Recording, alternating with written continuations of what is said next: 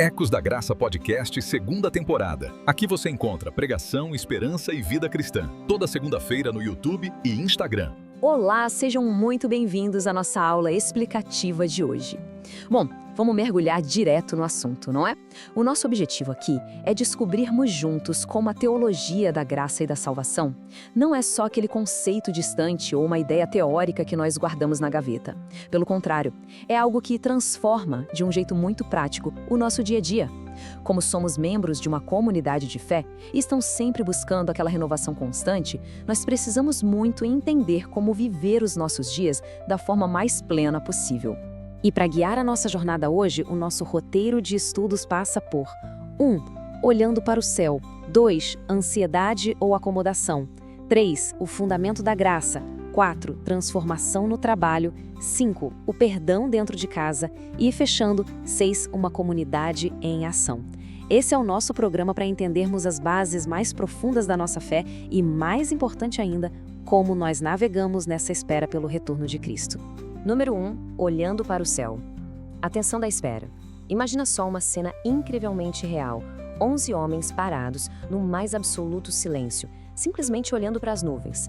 Eles tinham acabado de ver o Mestre subir aos céus, e eles ficam lá, imóveis, totalmente paralisados pela incerteza do que deveriam fazer em seguida. E, cá entre nós entendemos muito bem esse sentimento, não é verdade?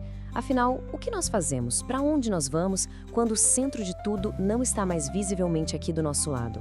É bem nesse momento de paralisia total que dois seres celestiais aparecem com uma pergunta que simplesmente corta o ar. Homens da Galileia, por que vocês estão parados, olhando para o céu? E sabe o que é fascinante sobre essa pergunta? É como ela reflete o nosso sentimento moderno. É literalmente aquela mesma sensação que nós temos numa segunda-feira de manhã. Nós não estamos mais no banco da igreja, não estamos olhando para o alto durante o culto e, de repente, a realidade pesada da semana cai bem no nosso colo. E isso nos leva direto à tese central da nossa aula toda. A grande questão que nós temos que desvendar é como nós vamos viver até que ele volte. Nós vamos explorar exatamente como nós existimos, como nós agimos e nos comportamos neste intervalo. Quer dizer, neste exato momento da história em que nós estamos agora, entre a ascensão e o retorno dele, como é que a nossa vida tem que parecer na prática. 2. Ansiedade ou acomodação. Os dois falsos caminhos. Porque, veja bem, quando nós tentamos responder a essa grande pergunta sobre como nós devemos viver, a nossa natureza humana tem uma tendência gigantesca de nos jogar para um de dois extremos super perigosos. E nós precisamos bater o olho neles para conseguirmos evitar essas armadilhas. De um lado, nós temos o que nós podemos chamar de ansiedade religiosa. É como se fosse uma esteira de academia exaustiva, onde nós tentamos a todo custo merecer o favor de Deus. Nós ficamos nos perguntando toda hora, será que nós oramos o suficiente? Será que fomos fiéis o bastante? É uma maratona que não tem linha de chegada. Mas aí lá no outro extremo, nós encontramos a acomodação, que é uma apatia espiritual perigosíssima.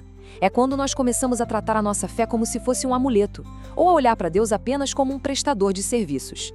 Nós caímos no erro de pensar, bom, ele já fez tudo por nós, então tanto faz o jeito que nós vivemos a vida. E o problema central, a falha fundamental desses dois extremos, é exatamente a mesma. As duas abordagens colocam o eu, o nosso próprio ego, no centro absoluto do palco. Seja vivendo com ansiedade ou na base da acomodação, em vez de descansarmos na verdade do Evangelho, nós acabamos sempre fazendo aquela mesma perguntinha egoísta. Mas o que nós ganhamos com isso? 3. O fundamento da graça, a iniciativa de Deus. Então, o ponto crucial aqui é que nós precisamos estabelecer este fundamento de uma forma que seja totalmente inabalável. Por quê? Para que as nossas ações diárias não virem só um monte de leis e obrigações religiosas usando um disfarce. Para isso, nós vamos precisar dar uma olhada na teologia pura por um instante. A verdadeira definição de graça é algo de tirar o fôlego, é um presente totalmente merecido. Funciona mais ou menos assim. Como o caminho para Deus estava trancado, e trancado pelo lado de dentro, e nós não tínhamos a menor capacidade de abrir essa porta, a graça é a iniciativa ativa de Deus de descer até nós. Pensa nisso. Isso tira das nossas costas todo aquele peso do esforço humano. Nós passamos a depender 100% da ação dele e não da nossa própria performance. E para consolidar tudo isso de vez, As palavras cheias de autoridade do apóstolo Paulo é com verdades que são profundas demais. Pela graça, vocês são salvos, mediante a fé. É dom de Deus para que ninguém se glorie. Isso nos ancora de vez naquela certeza de que a nossa salvação, o nosso batismo e a comunhão que nós recebemos não são recompensas porque nós somos pessoas perfeitas. Não, são obras completas de Deus, entregues direto nas nossas mãos. Nós não podemos merecer isso e, francamente, não precisamos nem tentar. 4. Transformação no trabalho. A graça na segunda-feira. É aqui que nós fazemos as engrenagens girarem de verdade. E isso ilustra brilhantemente a nossa teoria, porque nós vamos tirar esses conceitos teológicos lá das nuvens e vamos trazê-los direto para o asfalto quente. Para o nosso escritório, para o nosso local de trabalho, é aqui que a teologia bate de frente com a realidade da nossa rotina. A atitude antiga é basicamente como o mundo lá fora funciona, não é? É trabalhar sentindo aquele medo constante, pisando nos outros numa competição desleal, sempre de olho no próprio umbigo. É um peso absurdo de carregar. Mas quando nós olhamos para uma atitude transformada, a diferença é da água para o vinho. Nós que vivemos respirando essa graça, podemos trabalhar com uma liberdade gigantesca, com honestidade genuína e agir pensando de verdade no bem dos outros. E sabe o motivo? Porque o nosso valor final e a nossa identidade já estão 100% garantidos. Nós não precisamos provar mais nada para ninguém competindo de forma injusta. Nós estamos lá apenas para servir. 5. O perdão dentro de casa. A graça nas nossas relações. Bom, agora nós vamos sair lá da empresa e entrar direto na nossa sala de estar. Essa compreensão maravilhosa da graça precisa de forma absoluta alterar radicalmente o jeito que nós tratamos as pessoas que moram debaixo do nosso próprio teto. A nossa casa é o lugar exato onde a graça tem que transbordar. Pode ser naquele casamento que está ali pedindo socorro por uma renovação, por um fôlego novo, ou de repente é na hora de lidar com aquele filho que testa a nossa paciência até a última gota, ou até na convivência com aquele familiar mais difícil. O segredo aqui é, esse perdão radical não é algo que nós fabricamos na marra, com a força do nosso próprio braço. Nós não conseguimos isso só tentando ser pessoas melhores, pelo contrário. Ele transborda de um jeito super natural quando nós caímos em si e entendemos o tamanho do perdão que nós mesmos já recebemos primeiro. 6. Uma comunidade em ação. Ele continua descendo até nós. Caminhando agora para o finalzinho do nosso estudo, nós precisamos ter uma conversa muito honesta sobre um perigo gigante: o isolamento. Uma fé solitária, pessoal, é uma fé que acaba murchando, não tem jeito. Nós somos criados para estar no plural.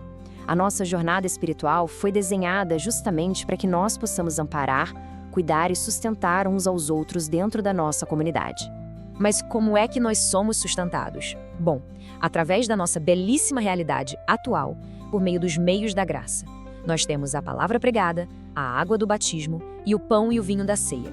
O grande ponto luminoso aqui é que Cristo não está de braços cruzados, ausente, enquanto nós estamos aqui esperando. Nada disso.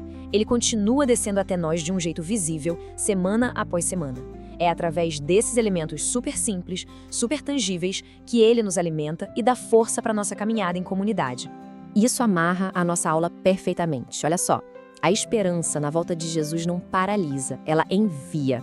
Se nós lembrarmos daqueles primeiros discípulos lá na colina, olhando para o céu, nós vemos que eles não ficaram plantados lá para o resto da vida. Eles foram empurrados por essa promessa, receberam o poder do Espírito e foram enviados para o mundo como verdadeiros portadores das boas notícias. E adivinha, nós seguimos exatamente nessa mesma missão hoje. Então, nós fechamos o nosso estudo com essa pergunta provocativa e essencial que é para nós levarmos para casa e refletirmos durante a semana. Enquanto ele não vem, como nós vamos viver a nossa fé hoje? Nós somos chamados a sair daqui não cheios de ansiedade e muito menos acomodados no sofá, mas nós saímos daqui energizados por essa graça. Vamos viver os nossos dias com um propósito claro, trabalhando com honestidade, amando o pessoal dentro das nossas casas e fortalecendo a nossa comunidade. Vamos colocar a mão na massa com intensidade, enquanto nós aguardamos com o coração cheio de esperança. Pessoal, muito obrigada pela companhia e nós nos vemos no nosso próximo estudo. Até lá! Quando tudo parece demais, há uma voz que nos chama para perto. Aquiete-se e ouça o eco da graça.